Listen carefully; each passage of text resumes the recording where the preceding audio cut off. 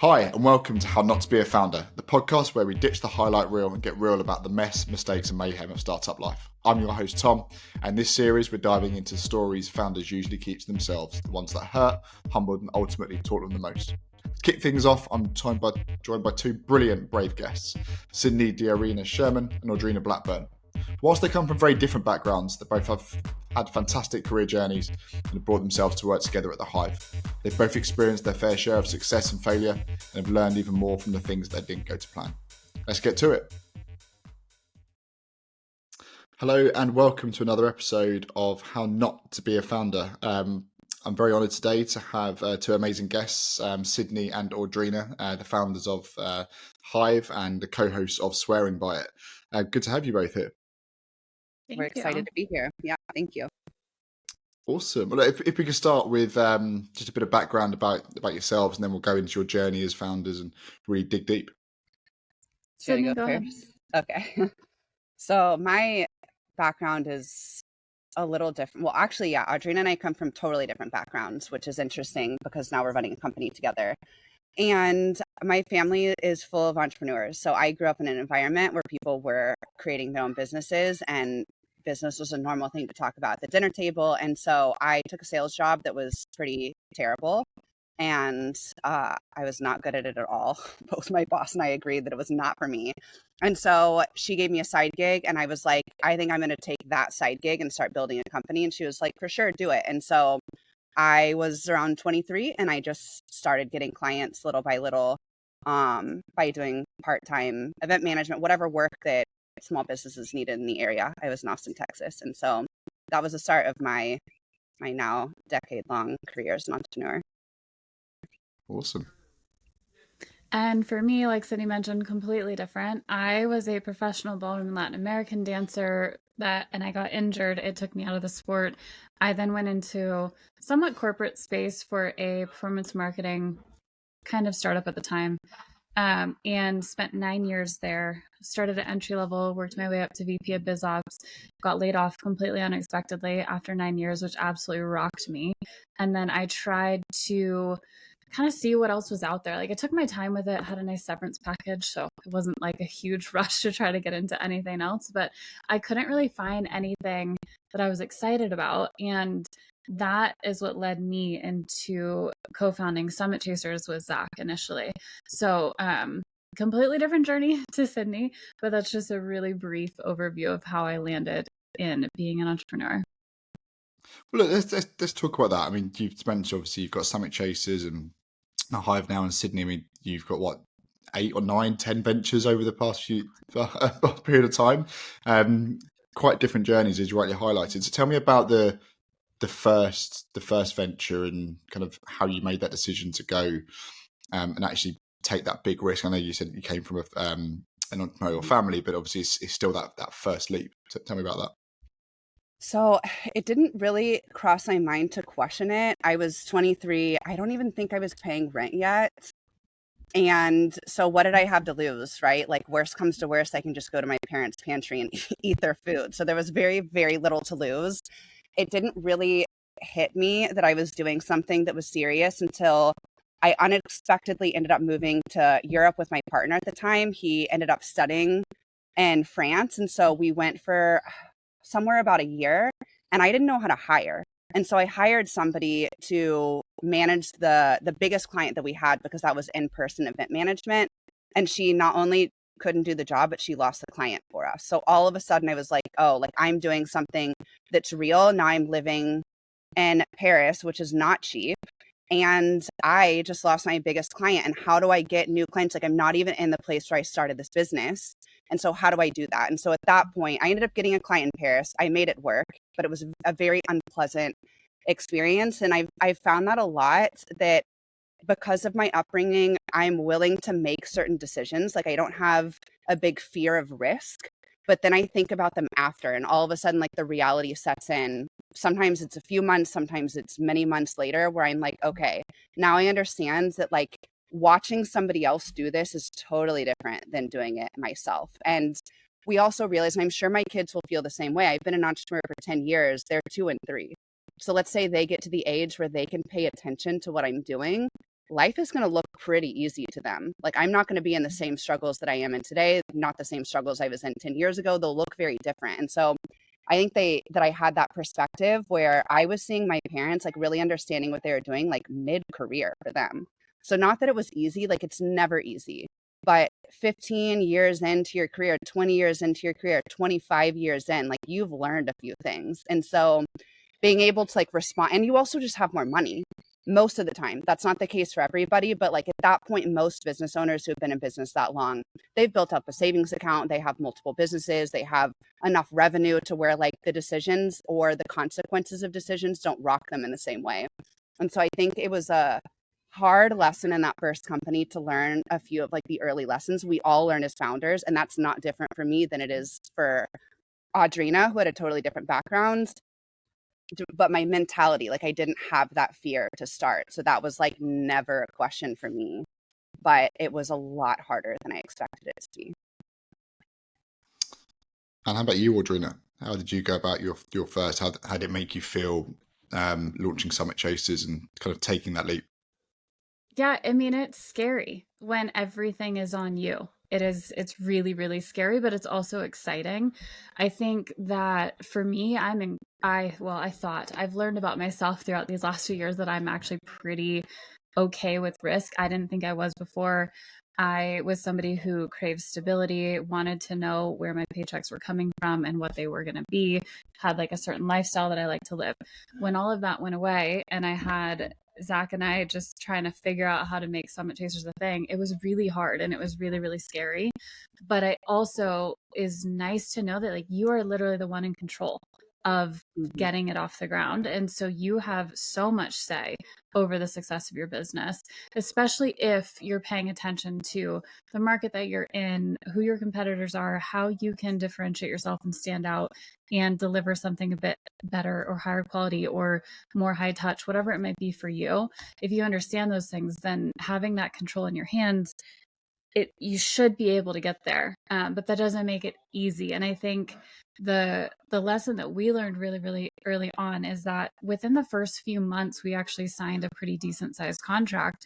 And so we were so ecstatic about it. And we were like, cool, if we've got this nailed down, we'll be able to get our next client and that next contract done. And I think it was like 6 months went by and nothing else happened. And we were like, okay, so you can't count your chickens before they hatch, if you will. And that was something that we did. Like we made some financial decisions around like big purchases based on things that hadn't happened. Like maybe there was a contract in the works and then it fell through. So I would say right off the bat, that was one of our early things that we learned very, very quickly, and that you absolutely can't bank on having early success and then thinking that that's just going to continue, because a lot of the time it doesn't.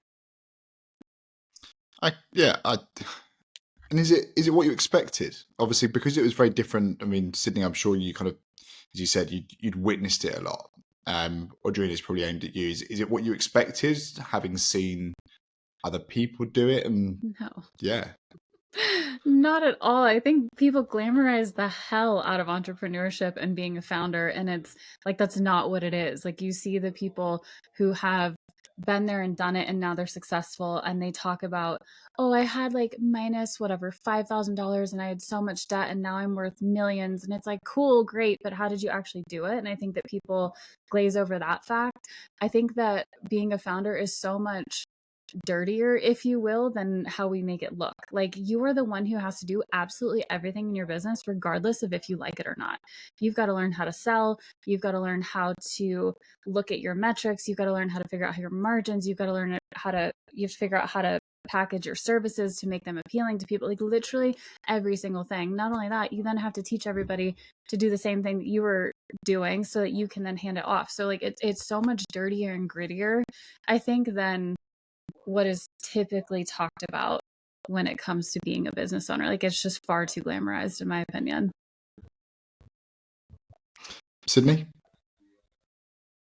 Just to comment on that, a lot of what I see too is like, and we've talked about this, we want to start logging what decisions we're making now, because you also forget. And then you're like, how did I do that? Like, I don't even remember. I just know that like I kept going and eventually I figured it out. But like, what were the choices that I made? What was I up against? And so I think it's a really good practice because now we have social media. Whereas when my parents were doing it, like people were only published once they had been successful. There was none of this like nonsense of not being successful and like interviewing people like what we can do now. So I think we have a unique opportunity to share what it really looks like with people where we didn't have that before. And we should be doing that. It's also our own growth. Like we don't grow when we gloss over the difficult stuff either. And I think you can't be an entrepreneur without also doing a lot of personal growth. And so making sure that we're able to like share the journey, not just for other people, but ourselves, and like understand what choices we're making, because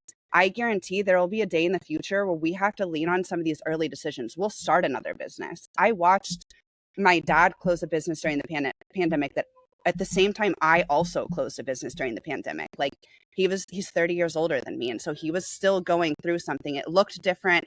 He dealt with it differently, but I'm sure that he was also revisiting like different stages of his entrepreneurial career in order to manage the decisions he was making. And so yeah, it's totally interesting how we have the opportunity to share so much, and yet it feels like the right thing to do to only share certain pieces of it.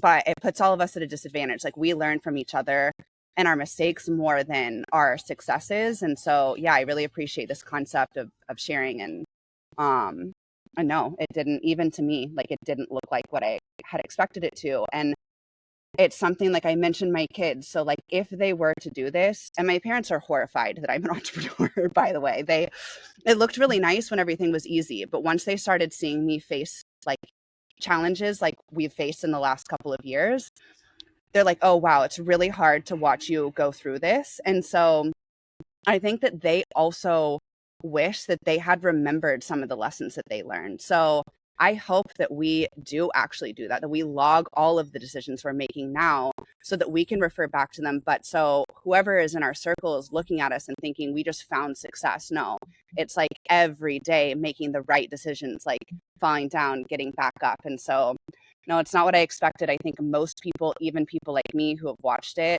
probably feel pretty differently walking the walk than they did just like watching it on the outside. So it's a really common theme for all of us, wouldn't you say, from your experience? Yeah, I completely agree. I think there's a really interesting dynamic you raised there, that your parents as entrepreneurs have been there, done it. They've won, they've lost. They've gone through that cycle. And you talk about the mistakes you've made.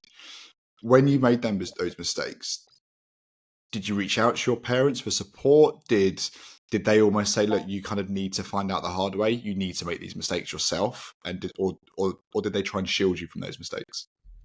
It's a great question, because actually we had an issue, a pretty big issue, where I thought that they were advising me in a way that they weren't. And that sounds really weird. Like my parents are amazing and they help me with everything that they can, but we forget things that we go through. So if we're not actually writing them down and like referencing them, our memory does things for us that sometimes are kind of wonderful. Like you don't need to remember like how something goes in order to keep moving forward in your life. So like we put it in the back shelf.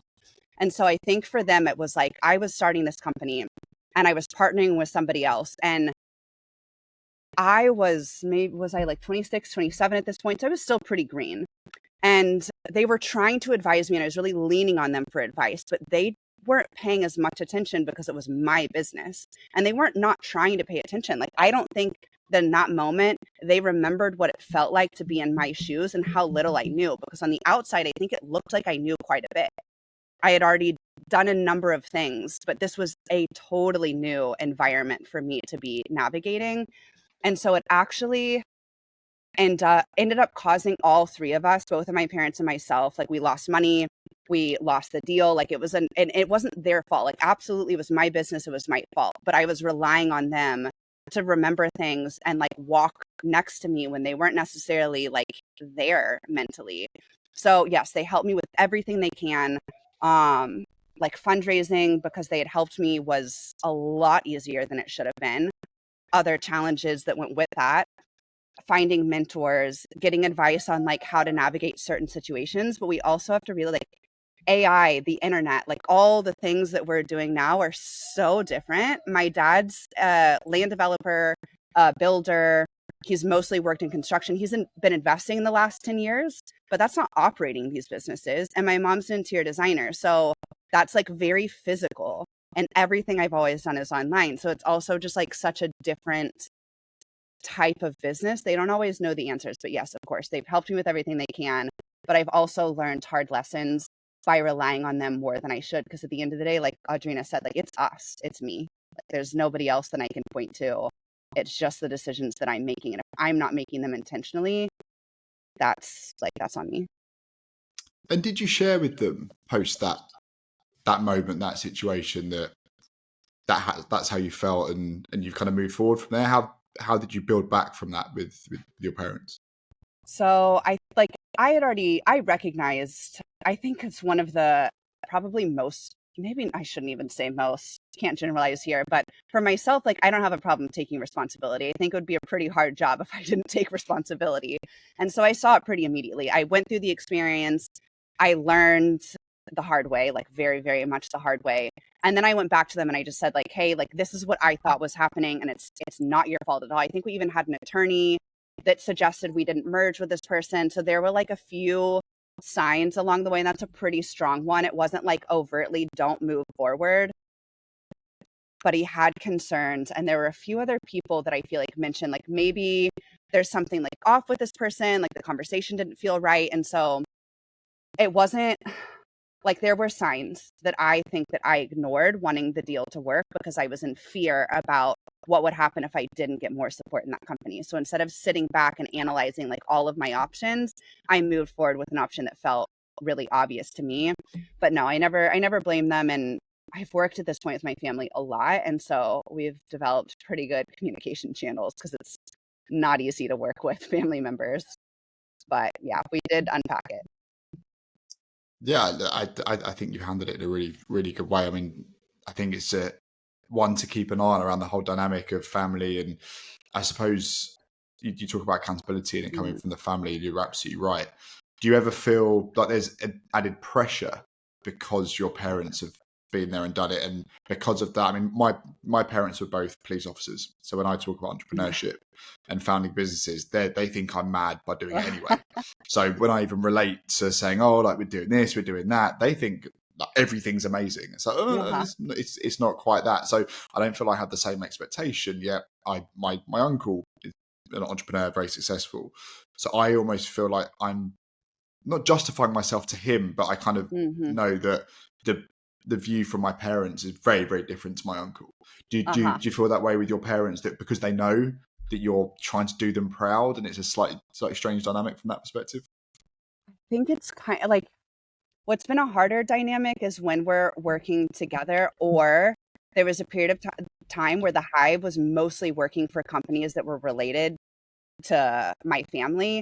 And so it was just a lot of eggs in one basket. So I think we all felt a lot of pressure. Like if one of these levers goes down, like all 5 of us are affected. And so that felt really stressful for all of us. It's hard to work together because there are way more opportunities to disappoint somebody if you're working with them. So even having one of our contractors like not respond within, a few hours, my client's not going to text me and be like, hey, so-and-so is not responding to my email. But like my parents, both of them will text me separately, like, hey, so-and-so's not responding to my email. So there's like this added pressure, but from a different direction. I think they think that I'm doing a great job.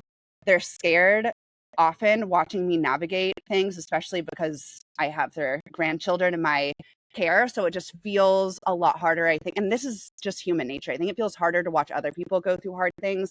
I think they understand how hard the things are that I'm navigating because they've been there. But no, I don't feel like there's extra pressure to be successful. I do feel, and my brother said this to my dad a few weeks ago, like, I thought you had it figured out. And my dad's like, that's not how entrepreneurship works. Every year, every day, every hour, there's like something new to figure out. And so I think there might be more pressure on the reverse sense. Like I also kind of put my parents in that position where I was expecting them to advise me on a level that like they didn't understand I was expecting that. And so I was making decisions based on that expectation that like we hadn't even agreed to. And with my brother's comment, it's almost the reverse. We're like, we expect them, because they've already done this, to know all the answers, when like entrepreneurship is a journey that's like constantly changing and adapting market environments, members, your own personal growth, life, natural disaster. Like so many things can happen that change how you make decisions on any given day. So yeah, I think probably the reverse more than anything. And Audrina, to you, I mean, obviously working with someone who's comes from good stock, from that perspective, how's it been for you transitioning, and what's been your best moment so far as a founder? So being able to work both Zach and Sydney, right? Like I have been so fortunate to have two people in my corner and that I'm working with that have been there and have done it. And I think that has helped me immensely. Like when things get hard or like going through difficult situations, I have people that I can talk to that get it. And so that has been really helpful. I think the thing that has been the most rewarding and kind of the greatest moment is two things. One, the self-development and self-growth that you get as a founder is unmatched. Like I spent 10 years where yes, I like pushed and I worked hard and I wanted to improve, but I have grown so much more as a person these last few years because of being a founder and an entrepreneur. And I don't think that I would have seen that growth in myself and self-confidence and all of these things had I not done it. And then the other side of it that is amazing is just being directly involved in your client's success. Like it just feels so good when you know that what you're doing is benefiting other people and it's helping them build their dreams. So those are the two things that have been by and large the most rewarding for me now that I'm in this space. And flip it completely on its head, what's been the lowest point? Oh my God. How long have we got? Oh gosh, Tom, thank you. Yeah, no. This is booked for an hour, so I'm sure we've got a bit of time. Oh, what's been the lowest? The money, like the instability of that aspect of it is really freaking hard and really terrifying. And I think through that though, I've learned how resilient I am and like that I am going to figure out how to make this work. But by and large, that has been the hardest thing for sure. And then the other piece is all of the like getting turned down, being told no, or like people not being interested in what you offer when you're so attached to it and you're so passionate about it, you're so excited about it, and then constantly getting faced with no's. Those are two things that are tough. And if you're not ready or wanting to face those things, maybe find a slower way to roll into entrepreneurship and being a founder, build some stuff up on the side, because that can be brutal and it can knock you. Me and Sydney talked about this on our actually podcast episode that's going live on Thursday. Light plug. But that if you're not prepared to handle those things, like it can absolutely rock your self-confidence. So you've got to be able to navigate through those situations and know that your self-worth and self-confidence is not tied up in rejection that you might face, and being able to push through that. Yeah, I think you kind of hit on it there around resilience is such. I don't think any entrepreneur, even if they do it for 6 months or 60 years of their life, that their resilience won't change in that period, because you are fully exposed from the moment you decide to do it. And build that resilience is key. Question for both of you. What's been the moment where you've just looked back and thought, what on earth am I doing? There must have been like the light bulb moment, but I don't know what I'm doing here. I don't know what to do. Why did I choose this career? Anything spring to mind? Yes, there's one distinct moment where I think we had just closed one company that I was a part of, and it was my bread and butter. So to give some context, it was a pandemic. So my husband's in hospitality and we live in a small town in Guatemala. There's no restaurants open during a pandemic in a small tourist town, right?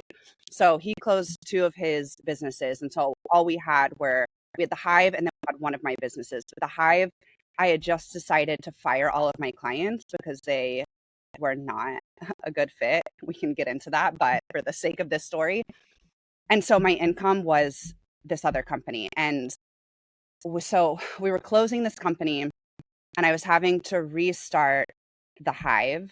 And I think we literally sold my car to pay for, like, it was our final asset. We sold my car to pay for like a quarter of the attorney's fees that I owed. It was not a good picture.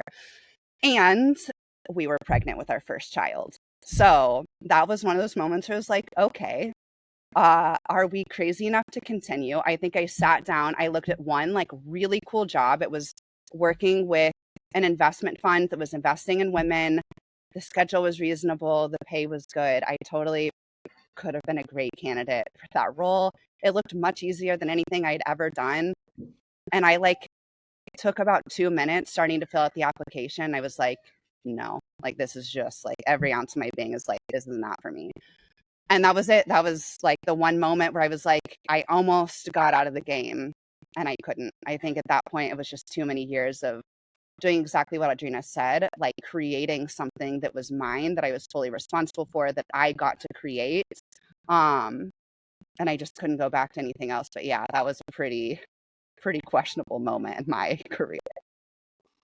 Yeah, that sounds familiar. I have been in that position where I actually went for an interview for a job, and it was the half an hour interview really opened my eyes. But I cannot do this.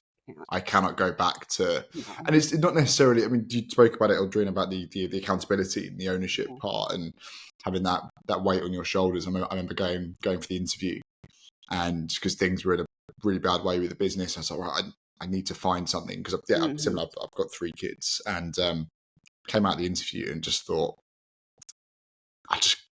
it's not the fact of having an issue with working for somebody else, because not the fact that that's their fault. It's not saying that I don't want to work for someone because I don't want someone to tell me what to do. It's more the fact of I don't want to not have the pressure. I don't want to not have the accountability. And I think freedom and accountability come hand in hand in that sense. Audrina, I know it's only been a few years you've been on this journey, but there must have been one moment where you just went, what am I doing? Oh, I mean, the bank account dwindling. Bank account dwindling, investments running out, credit cards racking up, and I was just like, holy shit, are we like, is this what we're doing? Is this what's happening right now? And yeah, just watching that, I don't have like it wasn't like a set moment in time. It was just like a culmination of all of those things, like money legitimately running out and accruing lots and lots of debt. I had never ever experienced that before. Like I've been fortunate in my upbringing that I didn't experience like money troubles or anything like that. And the reason why I'm bringing this up is because I think to experience it later in life, I think hits a little bit differently and a little bit harder. I went from like fine upbringing to I worked like a few jobs, but because I wanted to, because I like to hustle and I like to make money and I like to shop. Like I love to shop. So I would work my ass off so that I could do those things. And then I like to travel, like all of these things, right?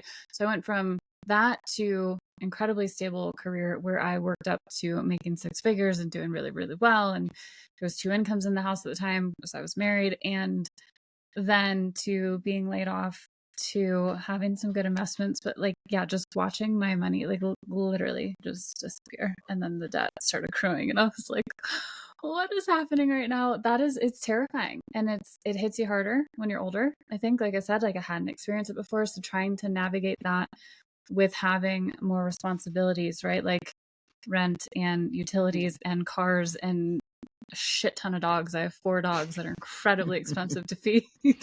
So it was a culmination of all those things, not necessarily one moment. But for me, it was like, we're going to figure this out. Like Zach and I are going to figure this out, and we're going to be successful in what we're doing with Summit Chasers and now with the Hive. And we got through that time, thankfully. But it didn't make it any less scary in the moment and just like full of, I think that's where the self-doubt can kick in too. Because if you're watching all of these things happen at the same time and you're still struggling to get where you need to go, the self-doubt, it's like, can I actually do this? But just finding those little wins on an ongoing basis, I think, is what helps keep you going and keep you driving towards your overall mission and the reason why you started your business to begin with. Yeah, I think that's a really good point. You spoke about how it was not necessarily an acute moment, but there was a period. But then I assume on the flip side of that, there was probably an acute moment you went, actually, maybe it's not that bad. There was that little spark to kind of keep you going. I'm sure they will live in your mind of you went through weeks of negativity, the money's running out, you cannot see where anything's going to turn around. It's that one email you receive or that one phone call is actually, yeah, can you come over on Thursday, for example? So yeah, it's really important to hold on to those. I want to go into kind of how your businesses have kind of, I think funding is a really interesting topic at the moment because VC and venture capital is changing drastically. In the hype of 2020, 2021, 2022, money was cheap. So VCs were everywhere. If you had an idea, a VC would back you. Bootstrapping is now coming back big time, where self-funded. Obviously, we've got the issue in the UK at the moment where private capital is leaving at an insane rate. I think it was 3,000 high net worth individuals / millionaires have left the UK since Christmas because of our tax implications. So a lot of angel investors are just disappearing off the face of the earth. So bootstrapping is becoming the kind of de facto way over here. So Sydney, you spoke about investors. Everyone has a horror story from an investor moment, and everyone has a joyful moment from an investor. Tell me about a moment where you met an investor and it was absolute car crash, because we've all had it. This is the first time I think I've ever shared this story in a public space, and possibly, I don't even know, maybe like 2 people know this story. I need like an exclusive gong. Yeah, right. Woo! I think Audrina's heard like a little portion of it. So I had done pretty well fundraising in Texas because I'm from Texas. My parents' network is there and they had connected me to a lot of people. I was fundraising at the same time as my brother. And so I only say that because it was very interesting. The dynamic is a female, like the questions I was asked, the way the fundraising, like it was totally different.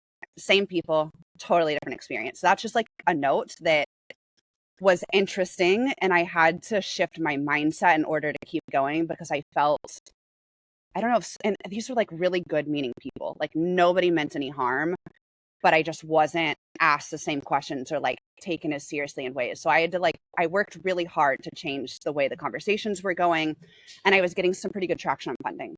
I moved to New York City and I'm like, all right, like things are going pretty well. And now I'm like in a new place. Like this is totally scary because it's completely removed from my network and it's like all cold meetups but like I'm going to do the thing. So I remember my first meeting in New York was in this like beautiful building downtown. I don't remember where it was exactly, but like, 30th floor of the building. We had like skyline views. I met with this guy who was interested in what I was doing.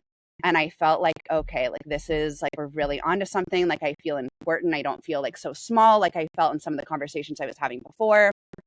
It just gets so bad from here. So anyways, I leave the meeting. It's totally fine. He's like, I'm really interested in what you're doing. Can we meet up? I think he knew the area I lived in. He's like, I'll be in the East Village around this time on Friday or Thursday or whatever day it was. Do you want to meet somewhere in that area? It's more convenient for you. Sure, that's fine. I'll meet you. So we ended up meeting at a bar, which probably should have been my first sign, but it was like 3:30 p.m. And so I was like, okay, he's in the area. Like he's probably meeting people up after. He was somewhere around my age, so it didn't feel that strange. And we already had the first formal meeting, but like looking back, probably not advised, probably not a serious meeting if it's happening in like a bar restaurant. Maybe, I don't know. This is the only experience I had like that. Everything else was in like a work environment. So we're like talking about the opportunity. And I think I leaned forward and he literally stuck his hands down the back of my pants. So that was the lowest of all the low moments in my fundraising experience. I obviously just got up and walked away and like never spoke to him again. But it's so like weird to share stories like that because it feels so uncomfortable, right? To be like, oh, like this is like for sure the fundraising low of my life and hopefully like of the rest of my life. But it's also something that like women happen to face. Like I fundraised while I was pregnant. That was not ideal. I fundraised as a young woman. I got lots of questions about like family. And I think it's a real thing that happens to people. I've spoken to other people since, and I'm definitely not alone in this kind of like situation. And so, yeah, that did not make me feel very important as like an entrepreneur, very serious as a business owner. But obviously I didn't fundraise for a little while after that. I think that was when I stopped, I took a break, and I was like, I don't know how to continue, because obviously that situation was like not what I expected. And so where do I go from here? I ended up getting a lot smarter about the types of funds that I was looking into. And so I started to look for people who are investing in women, people who are investing in minorities, people who are investing in impact businesses, all of which I was working on. And so from there, I got more strategic. I got smarter. My pitch got better. I did a lot of pitches to like entire rooms because obviously I felt more comfortable. And that I hate public speaking. Like in my MBA, I literally would like stand up and not even be able to say words in a class of like 20 people. So it's not comfortable for me, but it pushed me well beyond my comfort zone, my limits, and it like really expanded my strategy. Awful experience. Wouldn't recommend it to anybody, not to minimize it. Like it was awful, but I turned around and I got a lot smarter on what I did. And I think that's often the best thing that we can do with any set of circumstances that we're presented with. But yeah. I don't know what to say. Yeah, it's a shocking story, and I think unfortunately you hear of stories like that of people be taken advantage of. I have seen stuff on LinkedIn of there's actually a couple of funds in London who are quite vocal and they call it out if they hear it and see it. But I think as an industry, and this is, I assume it was an investment firm, whether it be private equity or venture capital, or, angel syndicate, etc. It has to change. There's a significant issue in that space. It's a power play, and I think absolutely they're taking advantage of the gender imbalance or the gender, but they know that regardless if you're successful, not successful, first, second, third, fourth time founder. If you're going to a fund, the fund knows that you need their help, and they leverage that and they take advantage of that. And yeah, I'm really sorry to hear what happened to you. And like you said, it seems like you've kind of dealt with it and you've kind of taken forward. But it was an exclusive. It was a bombshell. It's a first episode. We've gone deep. Sorry about that. We don't hold back. This is the purpose. This is the absolute purpose for it. And Audrina, from your fundraising experiences, over to you. I actually don't have the funding experience. We've more or less bootstrapped. We had one investor join us who, I'm not going to name her here, but she joined us as a partner. So it was a really, really open experience. It was straightforward. She believed in what we were building, wanted to be a part of it. And outside of that, we haven't gone for any other funding. I think a lot of business owners would say, actually, if they could do what they did without funding, they'd probably do it without funding. So it's a double-edged sword. I mean, it was just today you may have seen one of the most hyped companies over the past kind of 12 months, 11x, the AI SDR company. It was a British company. 2 Syrian refugees moved to London. Founded London, backed by Anson Horowitz and Benchmark Capital. They went from seed to Series A to Series B in a very short period of time. Insane growth. Already, there's now accusations of they've been misleading investors. They were using brands that weren't actually brands. And a lot of founders who I speak to have all said the pressure that comes with if you have 2, 3, 4 tier 1 VCs in the space of 6 months, writing huge checks. It's a great hype for it. It's a great position to be in for seconds, and then you realize it dawns on you. The expectation is immense. And yeah, part of the purpose of this podcast down the line is I want to speak to those founders who have got to unicorn status and then failed, because I think there's a lot of stories that need to be heard. Agreed. And yeah, there are companies over the past 4 or 5 years who have gone from zero to billions, then back to zero. Mm-hmm. What's happened behind those doors?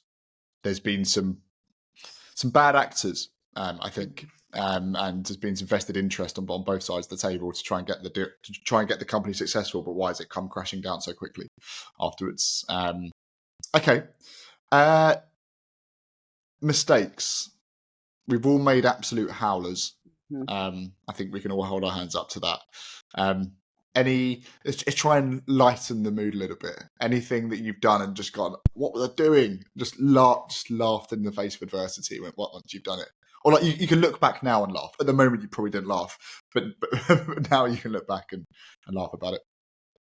I think for me, like, I don't know, these aren't like super funny. I think one I kind of mentioned in the beginning, which is just like counting our chickens before they hatch. Like, we made some really stupid financial decision. Like, maybe we went and bought a car, and I was like, what the fuck, why did we do it? Sorry, I don't know if I can swear here, but I was like, why did we do that? Absolutely. That was like the dumbest thing to do with the situation that we were in. So that's one that is just like, what were you thinking? Like, get it together. Make sure that you got money in the bank and like the contract, like just all of these things. That was so stupid, but didn't necessarily have to do it with the business, more so just outside of the business doing dumb things. And then I think another thing that happens early on and often is saying yes to things that you don't do because you're like, I want the exposure, I want the client. So there were things that we took on that I'm like, why did we do that? Like, that's not even what we do, but we're sitting here like working with people because we felt like we needed to, or just need to get our name out there. I don't know. There's so many things that go into that, but I think those are the two for me that stand out right away. That's just so silly to do. There was one client I'll never forget that we had 3 meetings with this client and probably even more with our internal team. And none of us ever understood what this client did. Like, never. Not a clue. But we had just partnered. And so we were like really trying to like gain momentum. And finally, at some point, we had to tell her, like, we can't, this isn't going to work because like we literally don't know what you do. But it's just like moments like that in the beginning, totally, where you're just like, yes, like I can do it. And then it actually gets you further and further away from what like your ideal situation is. And you have to really like what you do as an entrepreneur, because another thing that you touched on, Audrina, at the beginning was like, we have to do everything, clean the toilets, take out the trash, whatever metaphor for like doing work virtually, like you're doing all the things. And so you have to love the core idea of what you're giving everything to, because otherwise doing all that bullshit around that idea sucks. And so then if you start saying yes to clients, like why I fired all of my clients for the Hive, like one fell swoop, just everybody gone, because I didn't like any of them. And I wasn't very intentional in how I built it in the beginning. And so, I think that's a really good one. Just to reiterate, spending money, I think aside from certain companies that one are like literally trying to go to the moon, or two have already proven traction, we should be spending money like we are funding ourselves. Like every single dollar should be considered. So that's probably the stupidest thing I've ever done. Was I raised over $1 million, and I was 27 or something, which age is irrelevant, but like I just didn't have the experience at that point. I had bootstrapped the Hive. I didn't like the Hive at that point had never made like tons of money to where like I was living a different lifestyle. So like, I don't know what happened when all of a sudden I was handed this money, but it felt, and maybe it's the pressure of investors, like you mentioned, I'm not really sure, but like all of a sudden it was like, okay, we need to do this thing and we should do it this way. We need to do this thing too. And like all these other things. And like all of a sudden we're doing so many things, but is like often that detracts from our main purpose. And so slowing down, pretending like you don't have money, spending money very, very, very wisely. Like it's so much easier to lose it than it is to gain it. And so that was definitely one of those like, oh shit moments, because the pandemic hit right when my brand new business partner in this company, the one that didn't work out, that I had to sell my car and the whole thing. And that company, we were about to get a bunch of funding from quasi-governmental like firms. Of course, during the pandemic, no governmental anything is giving money to private companies. And so just in 1 second, all the money was gone and we had spent everything we had. And so that is a lesson that like we just hear over and over and over again. And we still do it, even on a smaller scale. So you start a smaller company, you're bootstrapping it, you get a few clients, and then you hire somebody that you probably shouldn't hire yet because they're really expensive. And then the momentum stops. And so I think that's just like, you know, you can start 10 businesses and still make the same mistake. And I think that's the easiest mistake to continue to making, like just spending money like you have it. We should spend money like it's the last dollar we'll get, while at the same time having the mindset that we're going to have abundance, because you don't want to start believing you won't have money, but you want to spend like you don't have money. And that's a little conflicting, but I think, yeah. And other than that, I could lighten the mood with some hospitality stories, but I don't know if we're ready for that. Hospitality is a whole different animal. Yeah, I think I should maybe do like two versions of this podcast. There's like the core podcast and there's like the late night version. I like it. where we can go into, I have some late like nights, it. but where we can go to late nights. Is there one you can tell now which is maybe not for a younger audience, but maybe one that you could get away with that isn't going to raise too many eyebrows? You're swindler. oh yeah, the swindler one. Audrina's like, I know a few that you shouldn't tell. So no, the swindler one is a good one. We had somebody that was essentially running one of our hostels at this point, and we had just opened it, and he started right after we opened, so like a few months in, and he was responsible for way too much. And so another lesson in like doing too many things at once, you can't do it intentionally. And we inherited a few businesses and opened this one at the same time. It was never meant to happen that way, but it did, and it's fine. But this guy ended up getting into our company, and because we needed so much support with operations, he was able to do almost everything. And at one point we really needed, I think, like a new fridge, a new stove, like a bunch of kitchen equipment at the same time, which is expensive. And it's a new business, so it's not like it's going to cover the cost. We're going to cover the cost. So this guy was like, okay, my mom is actually getting rid of all of that kitchen equipment.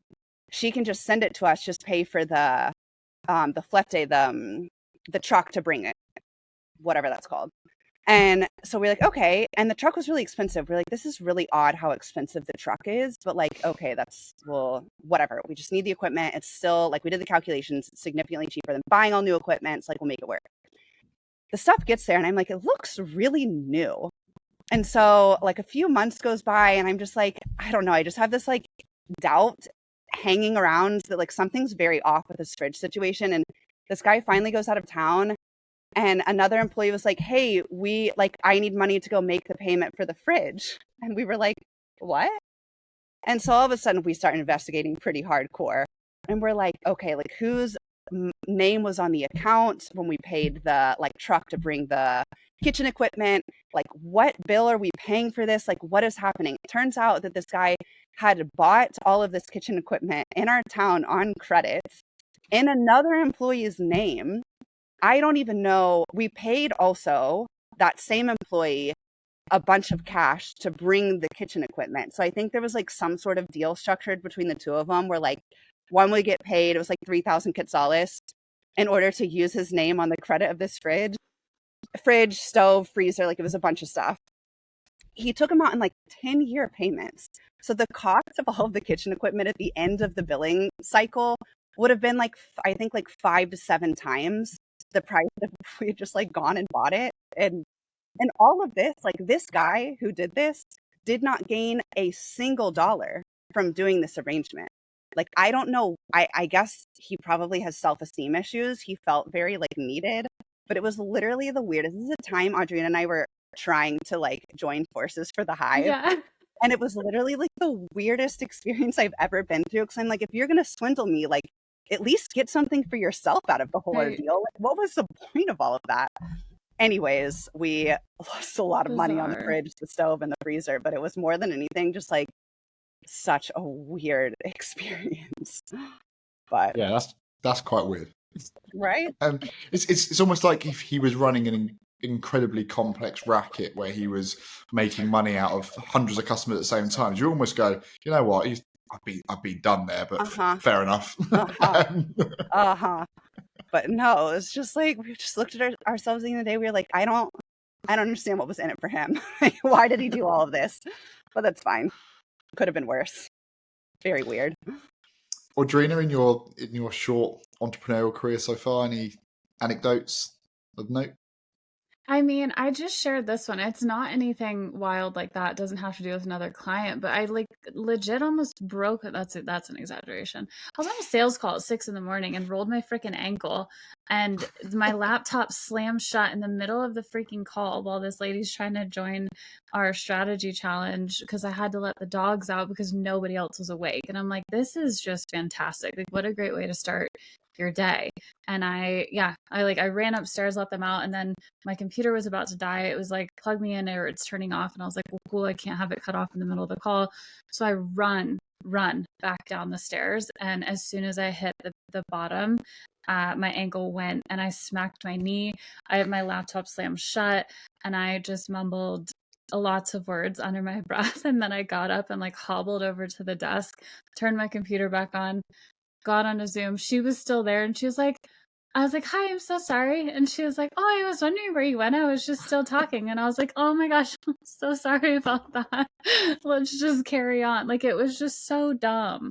So I don't know, that's one. And then we lived in a travel trailer for 3 months. So it was a 20-foot, maybe 22-foot travel trailer with 4 dogs, 2 kids for a full month who were at the time 6 and 4 while we were still trying to build the business. And that just in itself was utter chaos, like taking sales calls at gas stations on the side of the road or like dodging literal tornadoes.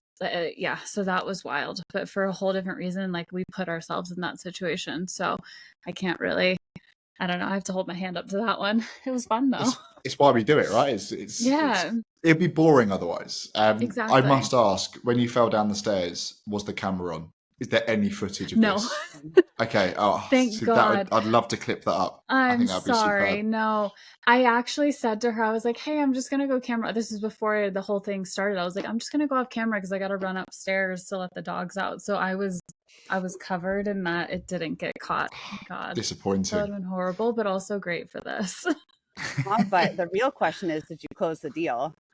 I closed the deal. I did close the deal. Despite it all. So close the deal. There we go. Yeah. How many other people can talk about how they rolled their ankle, tripped down the stairs, and shut their laptop and still close the deal? I mean, it shows that you have a world-class product. That's right. Appreciate that. Well, look, thank you both for coming on today. Really appreciate it, from different time zones all over the world. Thank you. And final question. Obviously, the title of the podcast is How Not to Be a Founder. There's one thing that you would say on how not to be a founder. What would it be?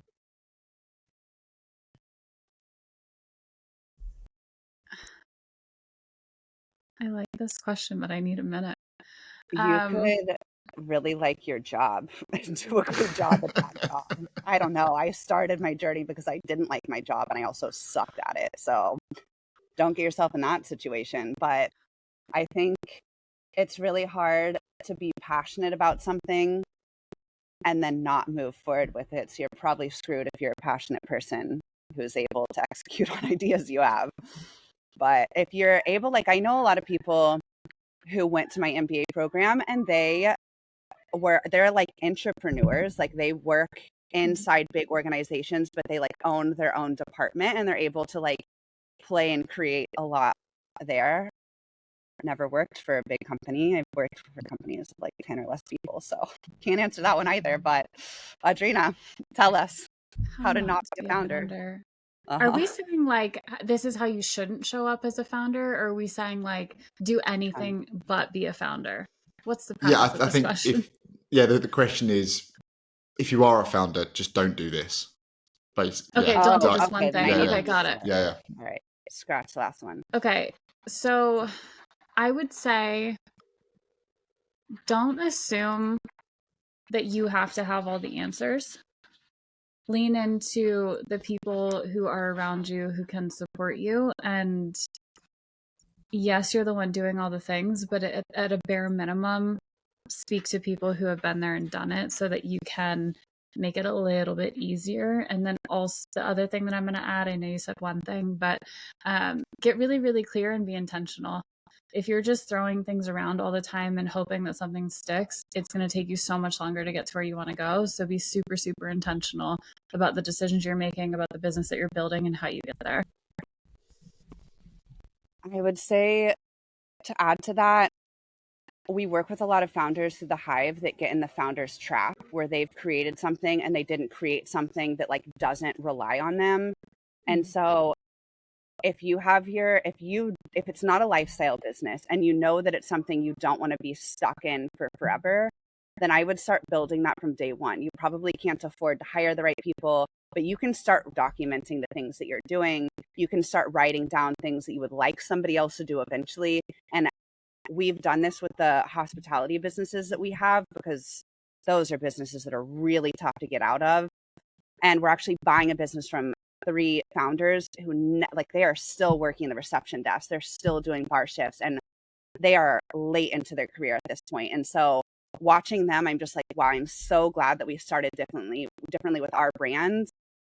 And it was, 14-hour days at first, some days longer. Like, it was tough to get to where we are now, but from day one we were like, we will not get stuck in this trap. And knowing that has helped us build with more intention, so that we could then move on and grow the business in a way that felt really sustainable, healthy, enjoyable, and we're able to do so much more because of it. So yeah. Both brilliant points and great advice. Thank you both. Well, that's it. Thank you for joining, and we'll see you all soon. Thank you so much.